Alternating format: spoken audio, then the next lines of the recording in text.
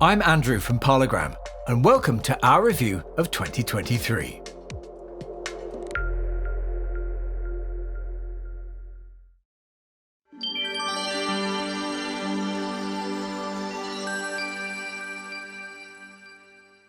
On February the 20th, 1963, the Beatles posed for the picture which would become their debut album cover.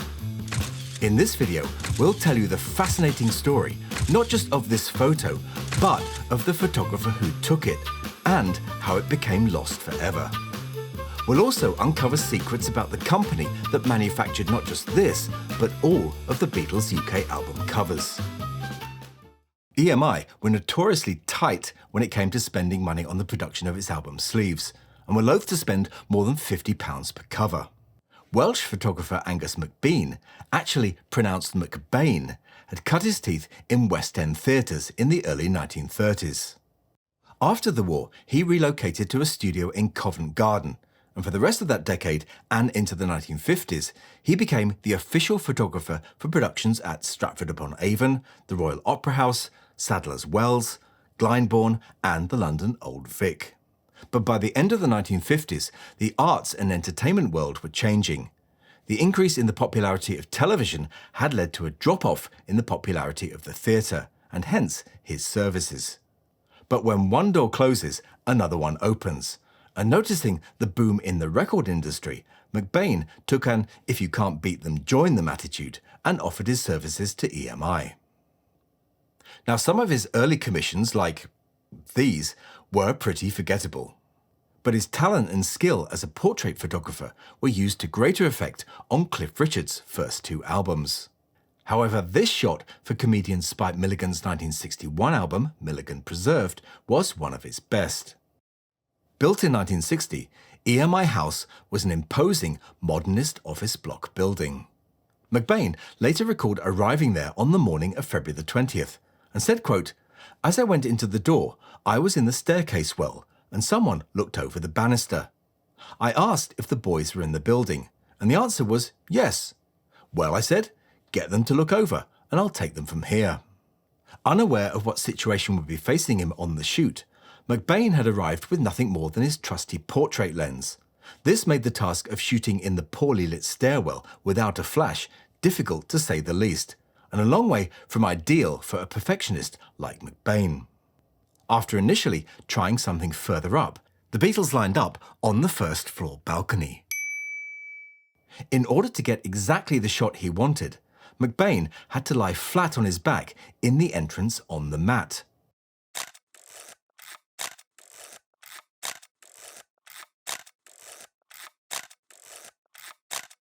His frustration and no doubt discomfort was made clear when, after just a handful of shots, he simply said, "That'll do."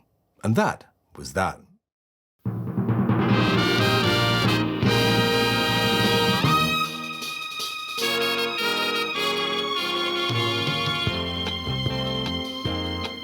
Although such a well-known name for any collector, not just of the Beatles albums, but for most others in the 60s and 70s, little is known about this highly successful, family-run British company. Norman John Garrett was born in July 1924 and had served in the RAF in the war, during which he met his wife Jane. They were married in 1945, after which Norman Garrett studied at the London College of Printing, where he proved himself to be a talented student. But his talent didn't go unnoticed, and sometime in the early 1950s, he became acquainted with an aristocratic gentleman named James Lofthouse, or Jim to his friends, and he offered to put up the money to start a company. And thus, in October 1952, the company Garrett and Lofthouse was born. Jim Lofthouse's financial investment was to be his sole contribution to the company, and his name was kept in the company trading name only as a mark of gratitude. Garrett was a talented inventor and innovator, and came up with a new idea to produce record sleeves cheaper and more efficiently than companies like Ernest J. Day.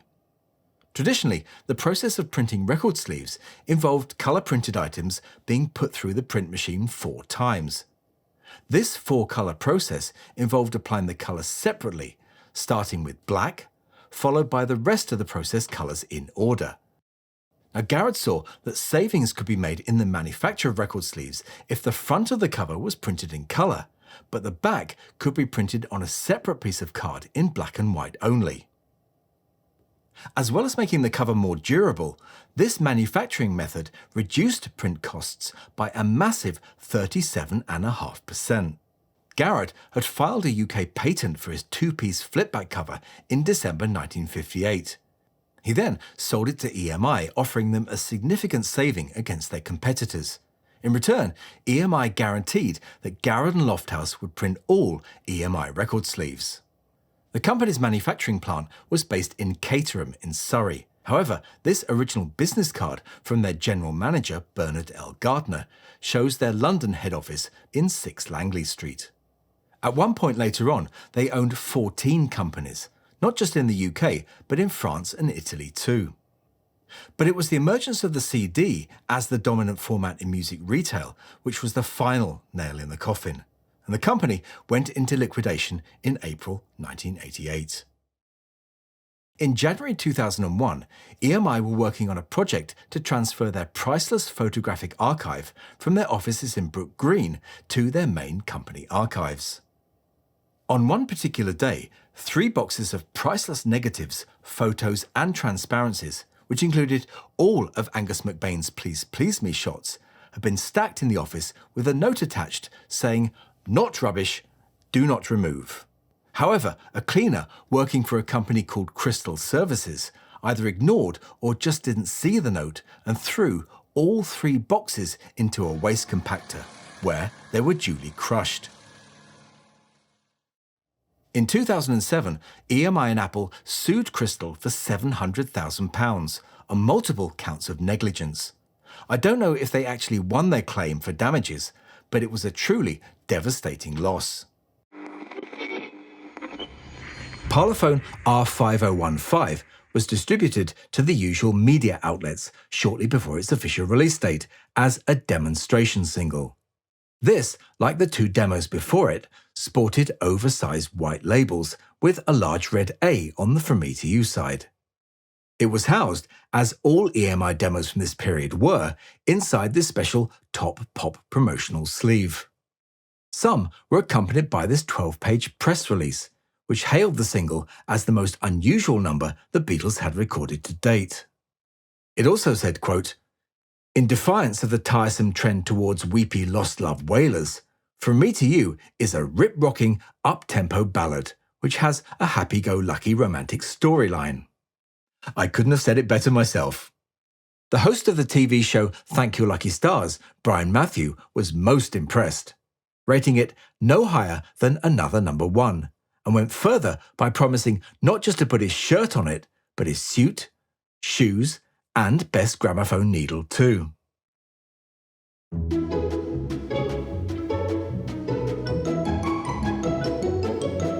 From Me to You, backed with Thank You Girl, was released in Britain on April the 12th, 1963, where it began a 21-week run in the charts.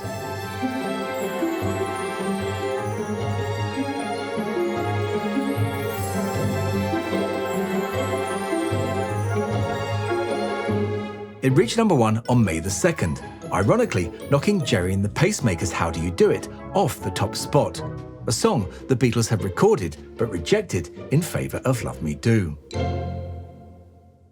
From Me to You would stay at number 1 for 7 weeks, which would become the longest stay at that position for a Beatles single until Hello Goodbye matched it in 1968.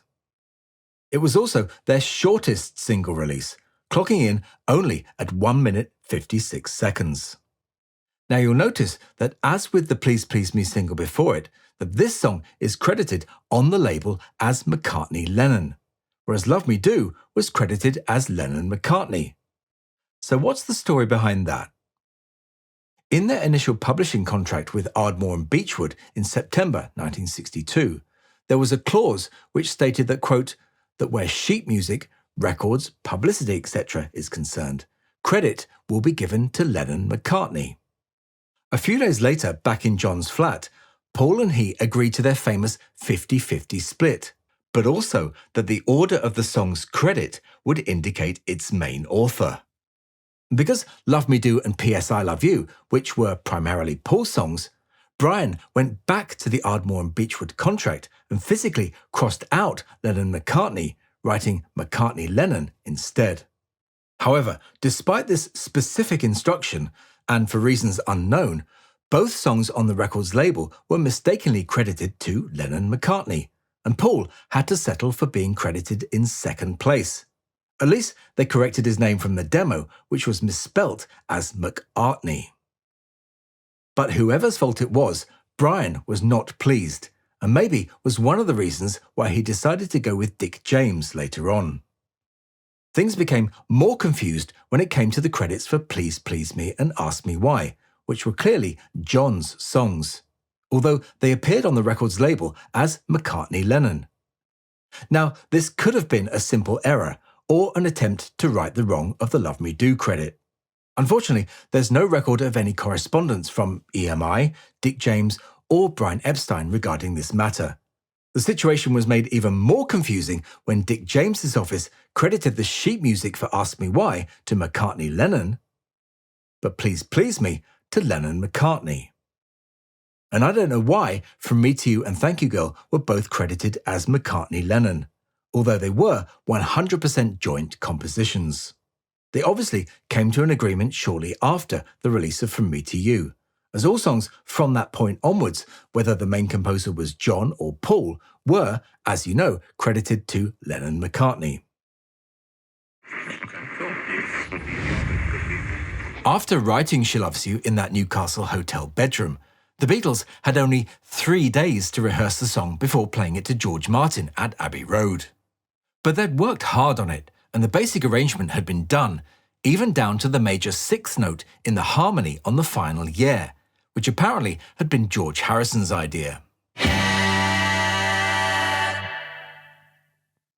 However, on hearing that final chord, George Martin thought it sounded corny and too much like the Andrews Sisters, and was sceptical about using it. But the more they rehearsed it, the more he was convinced to leave it in. Up until this point, the recording setup in Studio 2 had been pretty standard, but Norman Smith was determined to get a better sound, especially out of Ringo's brand new Ludwig drum kit, which was making its debut appearance at this session. In order to do this, he employed a compressor to reduce the dynamic range of the drums and bass guitar independently, instead of together, as was the usual practice.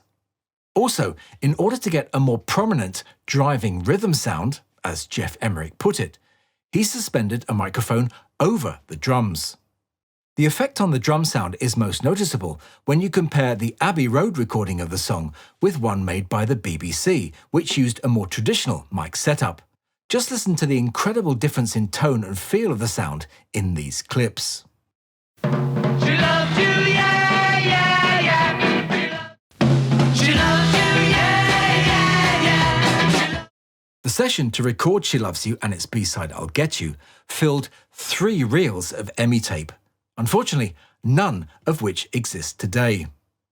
Rumours of their existence have circulated over the years, but none have ever been proved. And, as it wasn't destined for inclusion on an album, it's likely that they were destroyed as a matter of routine not long after the single master was made. Advance orders for the single meant that it had sold 500,000 before it had even reached the shops, and at one stage was shifting 40,000 copies per minute. Unusually, despite having the time to do so, EMI didn't produce any of the usual red and white promo demonstration discs of She Loves You. Copies sent to reviewers were regular black-labelled stock copies, with factory sample stickers on, together with an additional red A or topside sticker. But whilst the fans went mad for the record, the music paper reviewers were less than enthusiastic. Despite general consensus that the record would be a hit, they, like the rest of the British establishment at that time, found the song, in particular its Yeah Yeah Yeah refrain, distasteful, and they didn't hold back in their criticism. This review by Don Nickel appeared in the music paper Disc, and complained that, quote, "What a pity it is to waste such energy and rhythmic enthusiasm on such an ordinary song. The lyric is feeble and unimaginative. I would have thought that a team of such youthful vigour, riding on such a wave of approbation, could afford to set its sights a little higher than this. This song's about as ambitious as sitting in an armchair waiting for your pension to be delivered. Ouch! A fellow disc jockey and Saturday Club host Brian Matthew called it banal rubbish. She Loves You became the first Beatles record to sell 1 million copies in Britain alone, and became the UK's best-selling 45 ever, and remained so until January 1978, when it was overtaken by Paul's Mull of Kintyre, a video about which you can also find elsewhere on the channel.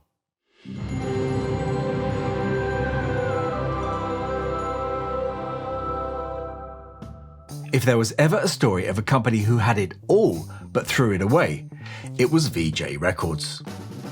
VJ Records was founded in 1953 in Gary, Indiana, by record shop owners Vivian Carter and her husband Jimmy Bracken.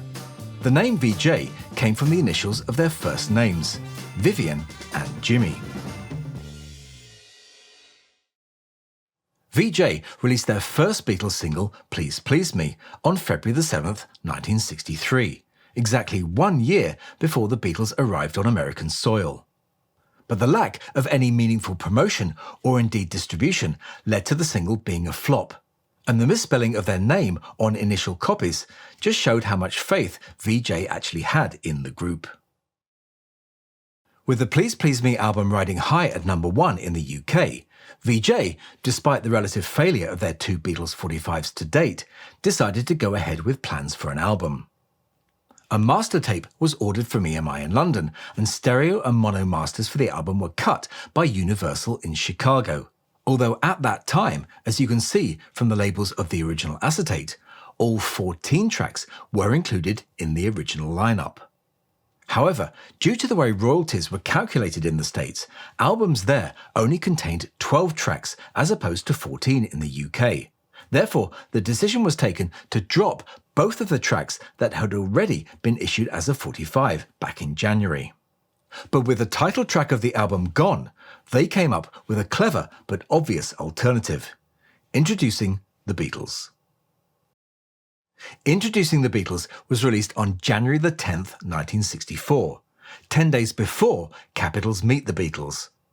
Now, these initial versions of the album included the track listing as originally planned, with Love Me Do closing side 1 and P.S. I Love You opening side 2. But just 6 days after release, Capitol obtained a temporary injunction prohibiting VJ from manufacturing or distributing Beatles records. Capitol's publishers, Beechwood Music, then rubbed salt into the wounds by suing VJ over the use of Love Me Do and P.S. I Love You on the album. Despite appealing that injunction, VJ decided that the best course of action would be to replace the disputed songs with ones they could actually use. In February, with the temporary injunction now lifted, the production of the album resumed, but Love Me Do and P.S. I Love You were replaced by Please Please Me and Ask Me Why. This so-called second version of the album hit the shops 1 month after the first version. Now, as well as being the Beatles' first album in the US, Introducing the Beatles also has the dubious accolade of being called the most counterfeited album of all time. On October 15th, 1964, the Beatles masters all reverted to Capitol, and VJ was prohibited to manufacture or distribute any additional Beatles records. And despite Capitol's replacement album, The Early Beatles, which we'll be looking at later on, demand for Introducing the Beatles remained strong for the next 20 years. And that demand was satisfied by companies who illegally, but quite openly, pressed copies of this record in varying degrees of quality, which were, of course, counterfeits. But how do you know if the copy that you have or are thinking of buying is genuine or counterfeit? Now, some say that counterfeit covers can be identified by the absence of George's shadow. Well, that's not always the case. This is a counterfeit cover, and George's shadow is clearly there.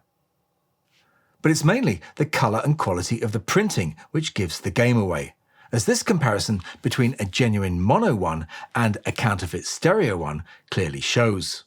But perhaps an easier and more conclusive way to tell the difference is by looking at the record itself.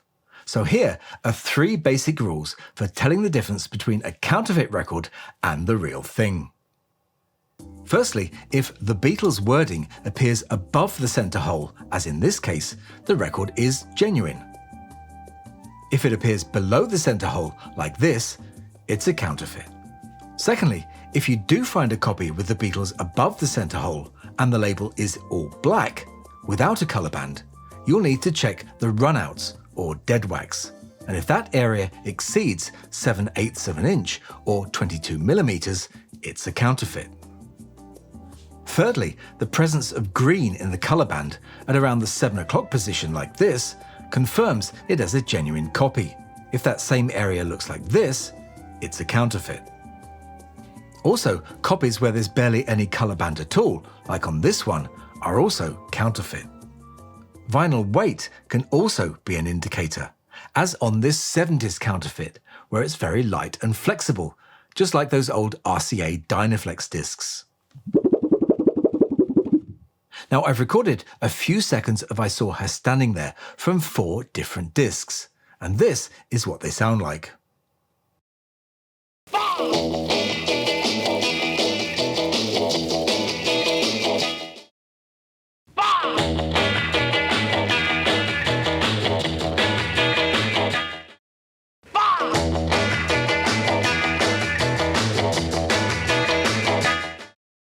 One, two, three, 5!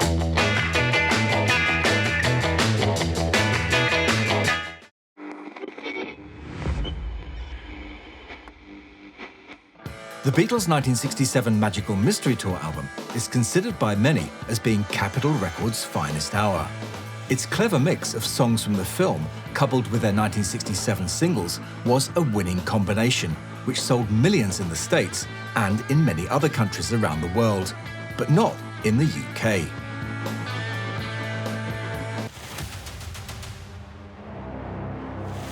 If there's one thing that filled Capitol Records with horror in late 1967, it was the idea of releasing a new Beatles album as a double 7-inch EP set.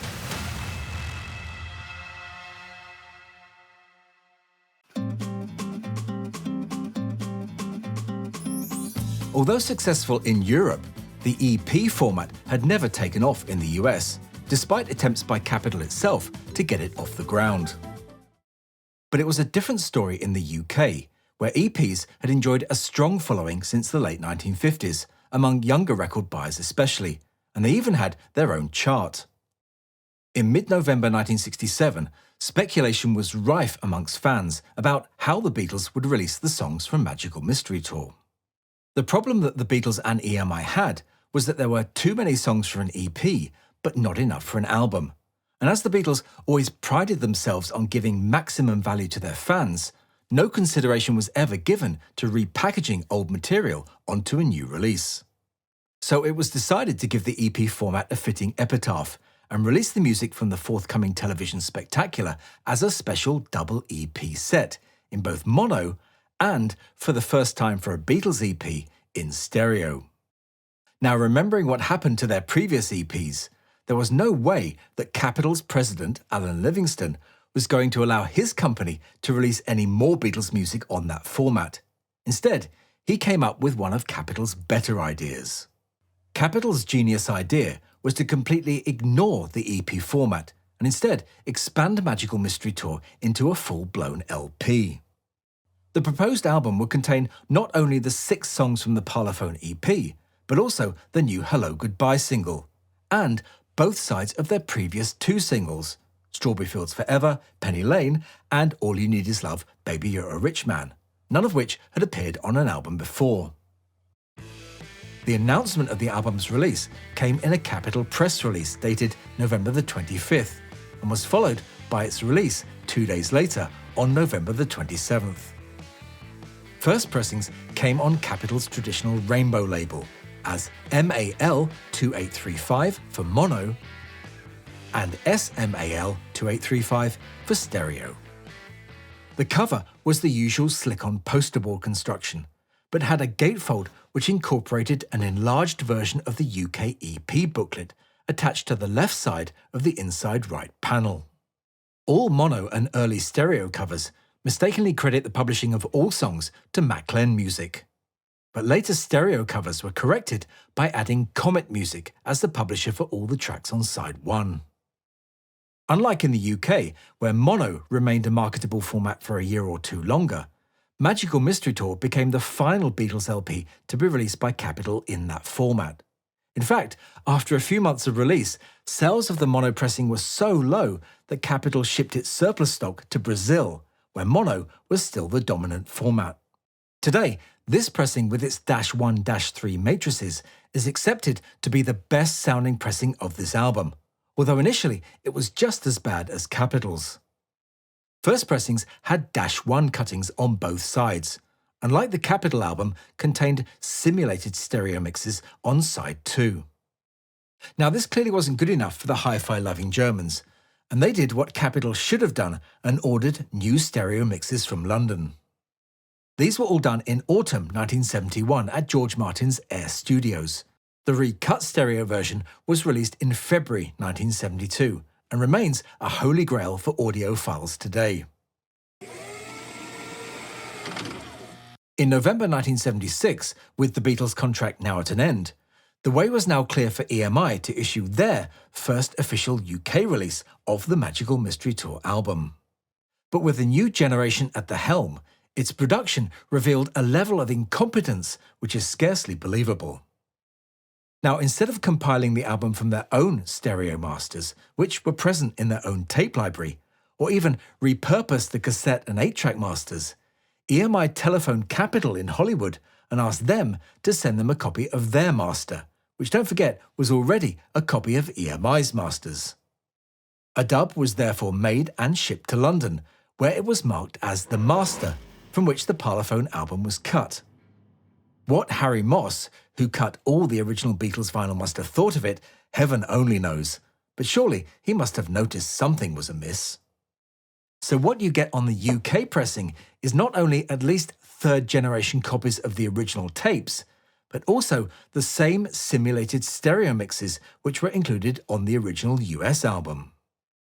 But thanks to Harry Moss's skill, it manages to sound a bit more lively than the original Capitol pressing, but was light years away from the pristine beauty of the German Apple pressing. There then followed an even more bizarre situation, when in late 1980, audiophile label Mobile Fidelity wanted to issue the album as part of their flagship original master recording series.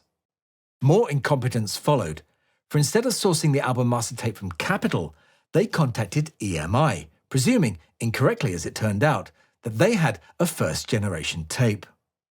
Someone at EMI then went to the tape library and pulled out the Magical Mystery Tour tape, which, as we saw earlier, was marked as Master, and as you can see from the tape box, was copied by Mobile Fidelity twice in 1980. But despite warnings from the few people who knew what was going on, Mobile Fidelity went ahead and pressed it from EMI's copy of a copy of a copy tape, and despite being pressed on the best quality vinyl available, it turned out to be one of the worst sounding pressings in their entire catalogue. Mobile Fidelity did belatedly correct this by using true stereo mixes on the cassette 5 years later, but the damage was done, and it turned out to be just one, but certainly not the last, poor decision in the history of that troubled company.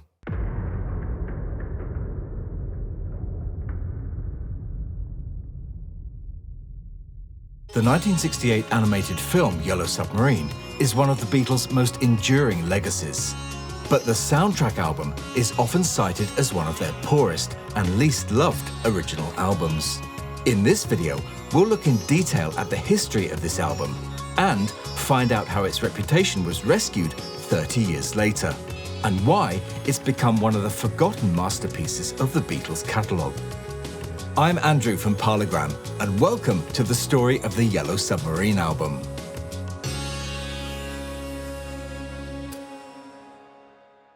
In addition to resolving their contractual obligation with United Artists for 3 films, Beatles manager Brian Epstein saw the film as being not just a short-term success, but one which would be of long-term benefit too, and one which would preserve the Beatles for future generations.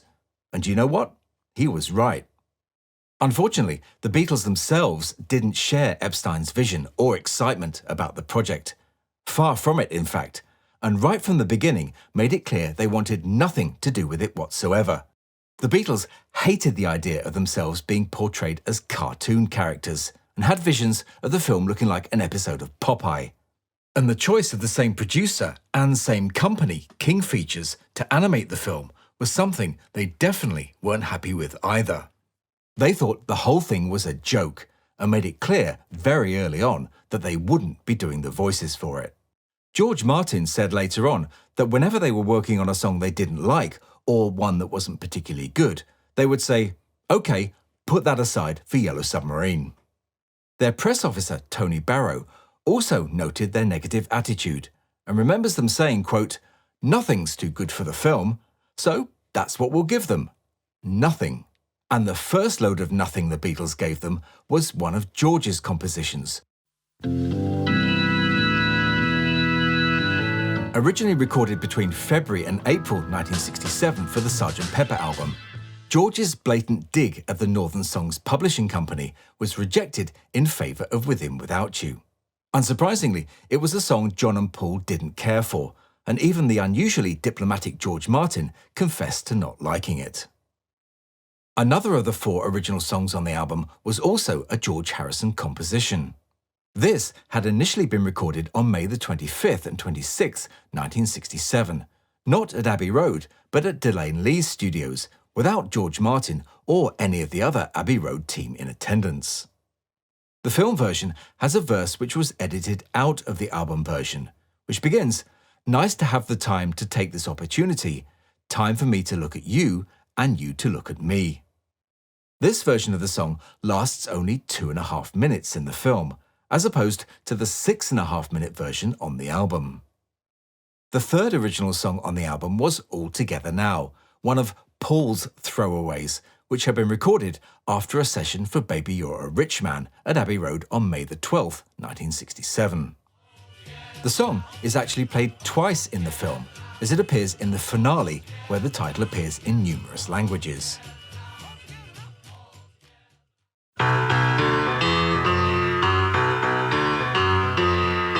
John was at his best when working under pressure of a deadline, and for the new song, he turned to a home demo he'd recorded the previous year. The demo was basically him singing the lines, "She can talk to me, if she's lonely she can talk to me," over a piano riff, like this.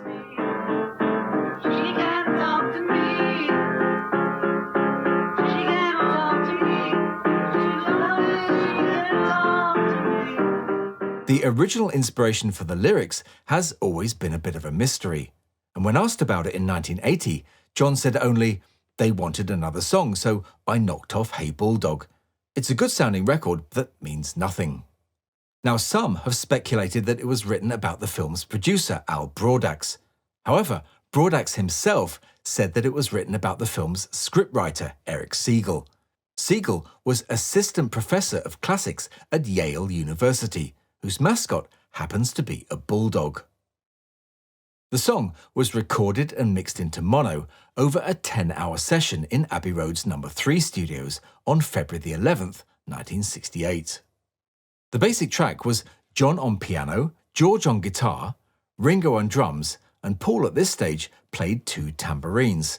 His classic bass lines weren't added until the overdubs, which were done over take 10. Also added to that stage was the guitar solo. Now, debate still rages about who actually played it. Was it John or George? What do you think? George then added some distorted guitar alongside fuzz bass, additional drums, John's double-track lead vocal, and Paul's backing vocals, all of which added up to a rocking great track, which, according to Jeff Emmerich, was one of the final times they really rocked out in the studio as a group. By the time the Beatles delivered Hey Bulldog to the film's production offices, the film was almost complete. The film's creators were now faced with the problem about where and how it should appear in the film. Canadian director George Dunning and animation director Jack Stokes quickly storyboarded a simple sequence involving a player piano and a four-headed bulldog, which had originally been designed by chief designer Heinz Edelman as part of the Blue Meanie Army. They decided that the sequence should be at the end of the film, which in hindsight wasn't really the best place for it. As well as being a bit of an anticlimax to the film, it just didn't make sense appearing where it did. After all, it's hard to believe that a dog, albeit a four-headed one, would have been any real competition for the Beatles after they'd defeated the dreaded Flying Glove, the entire Blue Meanie Army, not to mention freeing Sgt. Pepper's Lonely Hearts Club Band. Also, the sequence added an extra 3 minutes to the film, which some already thought was overlong. So it was cut out of the American print of the film, a decision, of course, not everyone agreed with. George Martin and Jack Stokes in particular were dismayed that one of the film's strongest songs had been cut, but the suits, in the form of Broadax and King Features, wanted it out, so out it went. Not only were the Beatles not interested in the film, they had even less interest in the soundtrack album, but something had to be put out. United Artists initially called for a full soundtrack album, which would include not only music, but a background score, voices from the film, and a narration which would tell the story of the Yellow Submarine. The idea was for George Martin to work with scriptwriter Eric Siegel to create a combination of words and music, rather like Peter and the Wolf. However, the Beatles' idea was on a much smaller scale. Their initial idea was to issue the 4 new songs on an EP. But as we saw in our recent video about the Magical Mystery Tour album, that was a format which wouldn't sell in the US. Eventually, the Beatles, realizing it was going to be a success whatever went out, changed their minds and demanded a proper musical album. And it was agreed that their music would be on one side and George Martin's score would be on the other. In the UK, Yellow Submarine became the final Beatles album to be released in both mono and stereo, although the mixes used for the mono album were not the dedicated ones which had been made for the EP, but were made by simply combining the left and right channels of the stereo mix.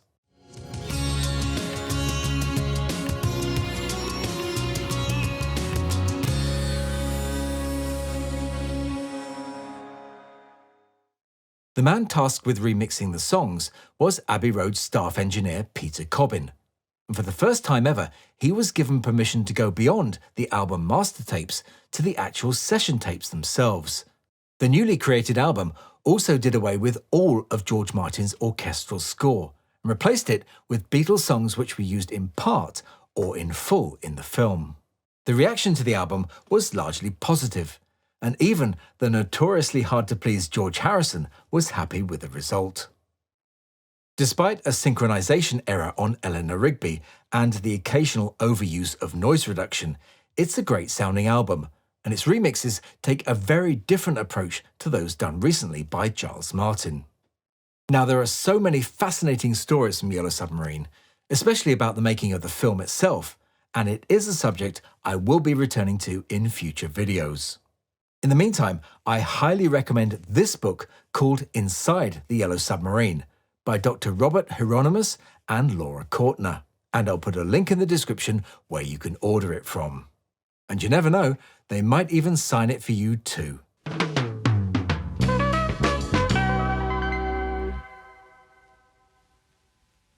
The word bootleg dates from the time of Prohibition in the United States, when illegal bottles of alcohol would be smuggled in the legs of tall boots. Today, the word has become synonymous with the nefarious world of illegal, or more specifically unlicensed recordings of commercial material, especially music. In early 1985, EMI was set to release an album of unreleased Beatles material for the first time, called Sessions. But just weeks before it went to the presses, the Beatles shut it down, and it would be another 10 years before anything from that album would be officially released. Well known to Beatles fans and collectors for nearly 40 years, the Sessions album has become one of the most widely owned Beatles bootlegs. It was also the first Beatles bootleg album I ever owned, and is one I've been fascinated with ever since. Like many media archives in the mid-70s, Abbey Road's tape library was in a bit of a mess, so EMI's executives decided to sit down and listen to all the Beatles' unreleased material. But because they focused their listening solely on unreleased songs, They completely ignored hundreds of hours of tape containing rehearsals, demos, and alternate takes, and, as a result, finished up with just 10 titles they considered worthy of release.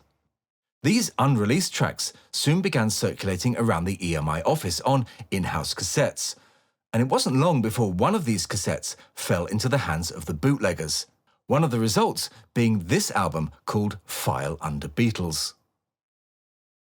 The Beatles Live at Abbey Road ran for 8 weeks between July the 18th and September the 11th, and was the first time the studios had been open to the general public. The highlight of the show was a 2-part video presentation narrated by DJ Roger Scott, which included rare archive footage along with some of the newly discovered unreleased material. The event was a huge success, but came at some cost to EMI, for during the preparations for the show, some of the tapes were copied, allegedly by Roger Scott, and subsequently ended up on legendary bootleg albums such as Ultra Rare Tracks. But the success of the show convinced EMI that an album of unreleased Beatles material would sell, and work began on track selection for an album. The man tasked with mixing the tapes and transferring them onto the new digital medium was the Beatles' original recording engineer, Geoff Emerick. The results were better than anyone at EMI had hoped for, and they quickly green-lighted the project to the next stage. Leave My Kitten Alone had been recorded by the Beatles on August 14th, 1964, during a session for their 4th album, Beatles for Sale. It was, however, left off the album to give George his lead vocal track of Everybody's Trying to Be My Baby. Parlophone R6088 was given a release date of January 28th, 1985, but in the end never got as far as the pressing plant. Capitol, however, did get as far as printing some picture sleeves, which are highly collectible today. This is how most collectors know this album today, but this was not the design EMI originally chose. That featured a moody black and white shot taken in the alleyway at the side of Abbey Road Studios by Terry O'Neill on July 1st, 1963, just before the Beatles began recording She Loves You. The rear panel featured a clever shot by Robert Freeman of the Beatles' boots, each with their names written inside. The album was duly assigned with Parlophone and Capitol catalogue numbers, and a release date was set for February 25th, 1985, George Harrison's 42nd birthday. In December 1984, relations between the Beatles and EMI had hit an all-time low, as both parties found themselves embroiled in a high court battle over unpaid royalties.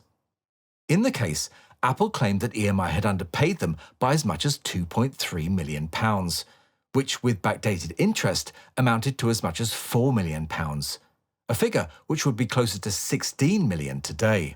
And for good measure, the Beatles were also suing Capitol in America for the same reason, but for the much larger sum of £37 million. So with that in mind, it was no surprise that when EMI did eventually hear back from the Beatles, it was a solid no, and they had no choice but to cancel the album. It would then be another decade before fans could finally, officially hear these tracks.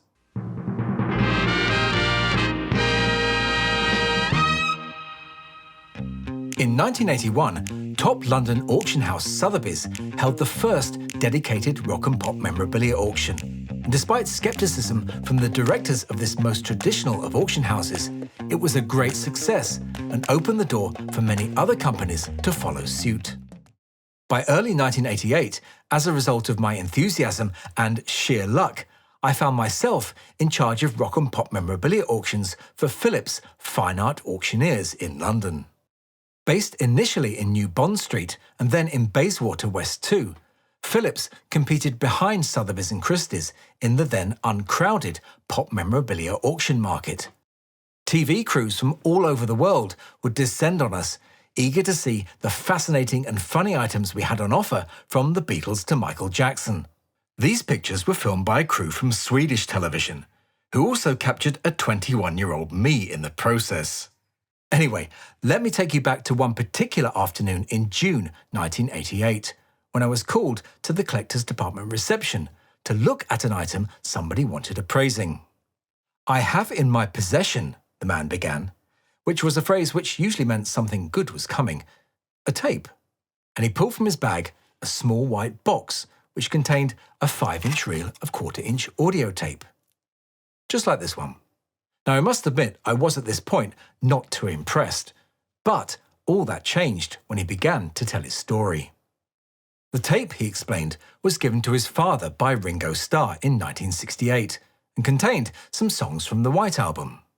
"Okay, that's interesting," I replied. "And who exactly was your father?" "My father," the man replied, "was Peter Sellers." After which there followed a short pause while I picked my jaw up off the floor. Michael Peter Anthony Sellers was born on April 2nd, 1954, from Peter Sellers' first marriage to Anne Howe, who he divorced when Michael was 7 years old. Michael had a difficult relationship with his father, who he only spent time with during the school holidays, and lived for the rest of the time with his mother and stepfather. The tape was most likely compiled in September or early October 1968 and contains 12 rough mono mixes, all of which, except for one, would end up on the White Album that November. The auction took place as planned on Wednesday, August the 24th, 1988. The Sellers tape was catalogued as lot number 514 and carried a pre-sale estimate of £1,000 to £2,000. The bidding was fast and furious, with the hammer eventually going down at £3,200, which with commission took it to £3,520. At the time, I didn't bother to look and still have no idea who the buyer was. But one thing is for sure, it certainly wasn't Apple. Michael Sellers was very pleased with the result, but when I asked him if he had any other items for a future auction, he told me sadly that he didn't. In fact, out of his multi-million-dollar estate, his father had left him only £800 in his will, a cruel move made purposely to prevent him from contesting it under English law. But the tragedy didn't end there, for on July the 24th, 2006, the 26th anniversary of his father's death, Michael Sellers died of a heart attack. He was 52 years old.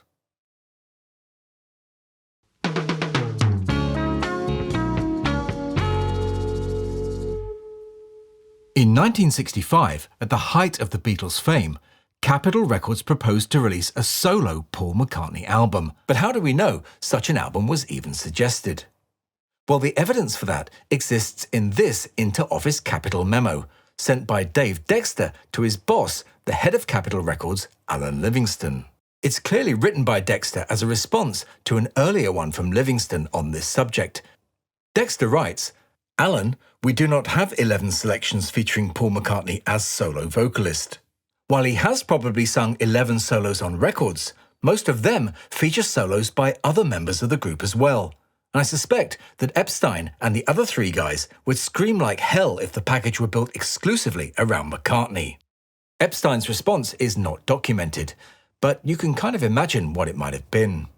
Although a 1965 solo McCartney album never got further than this memo, I thought it would be fun to imagine what such an album might have looked like had it been allowed to go ahead.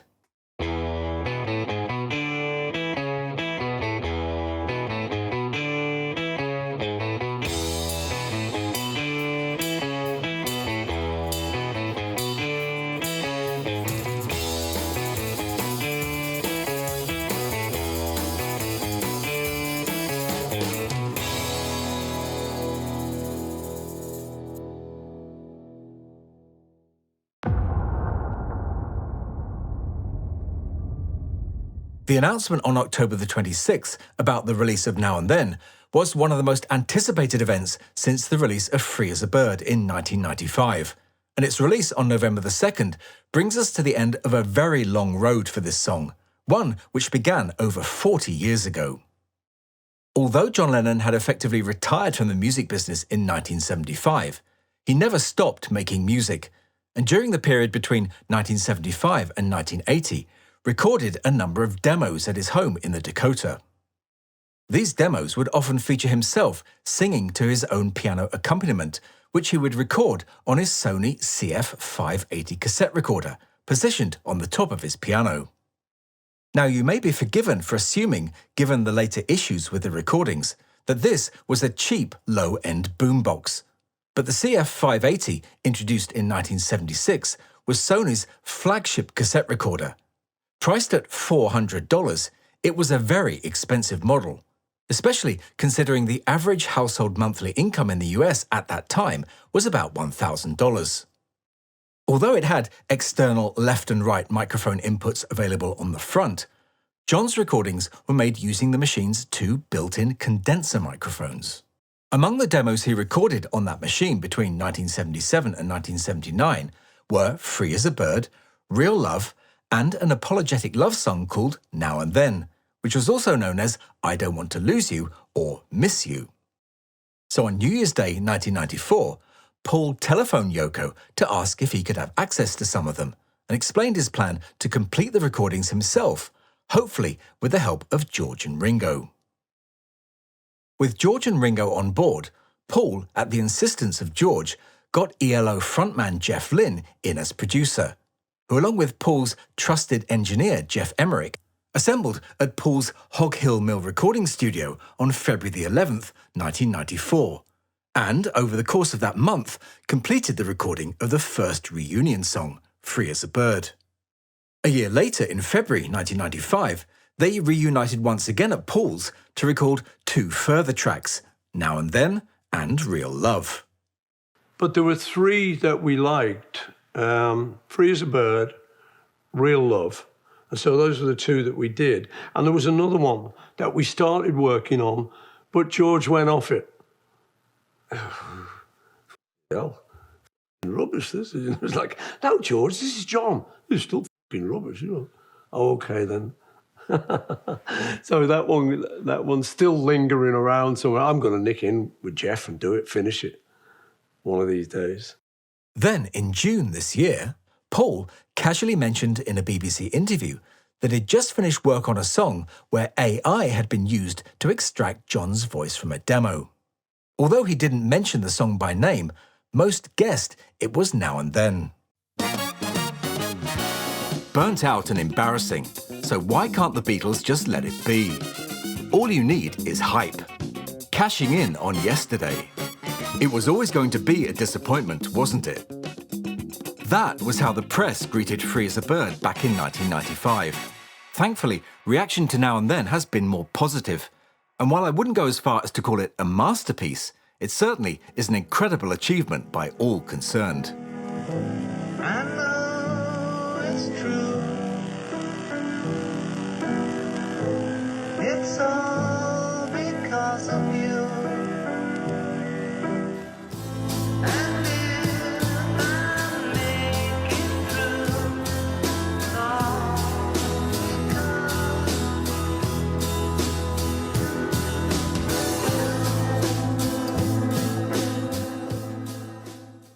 But before we heard the song, we got the cover art. At first, some thought it was a kind of placeholder for the real cover. But no, this was the actual artwork for the single, and the reaction to it was almost overwhelmingly negative. It was created by the artist Ed Ruscha, who also designed the cover for Paul's 2020 album McCartney 3, and coincidentally has a career-spanning retrospective at the Museum of Modern Art in New York called Now Then. The rear cover for me is much better, which shows a quirky little clock made by an Oregon artist named Chris Giffin, which George bought in 1997 and remains with the Harrison family today. So the big day had arrived, and to be honest, I was nervous.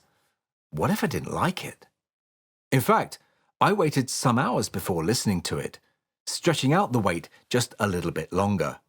Yes, I was excited to hear a brand new Beatles song, but also aware that it might be the last time I would experience a brand new Beatles song.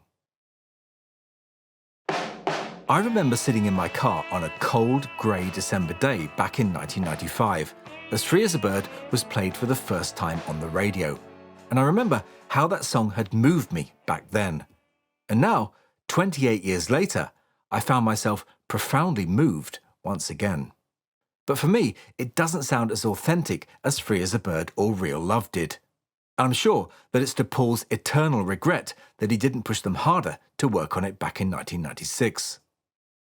Another significant issue is the removal of the I Don't Want to Lose You bridge, which is on John's original demo.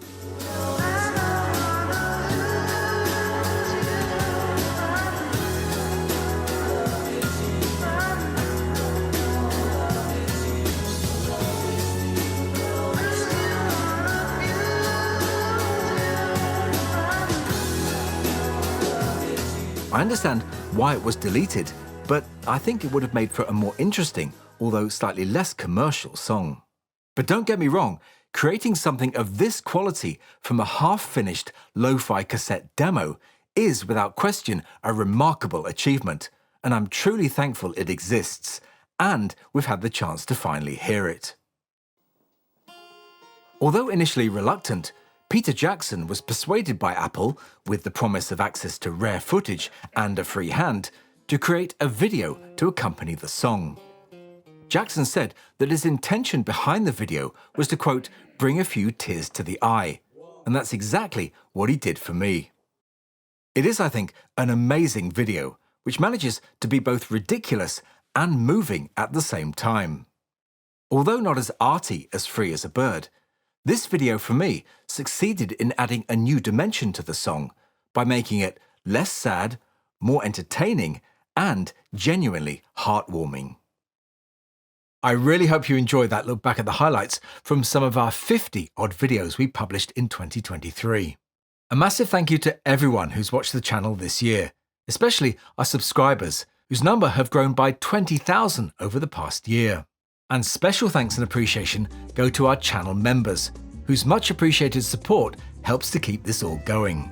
We have lots of exciting videos planned for next year, but are always interested to hear what you want to see on the channel, so do keep those suggestions coming in.